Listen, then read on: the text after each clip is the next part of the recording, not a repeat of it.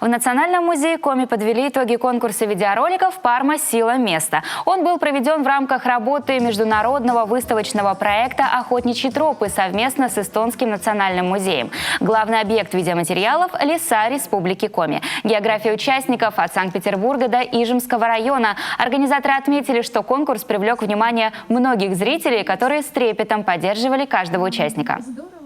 Равнодушных работ не было. Очень интересно, что многие поднимали такие проблемы, как вырубка леса, как сохранение вот такой вот памяти предков, как нужно ходить в лес. На самом деле это очень интересный формат для музея видеоролики. Почему? Потому что Республика Коми, каждый ее уголок очень такой разный. И получается, вот в рамках конкурса мы получаем целую коллекцию мест сегодня, как это место выглядит сейчас. И это достаточно любопытно, есть над чем подумать и изучать. К слову, итог конкурса подвели под открытым небом на территории Национального музея республики.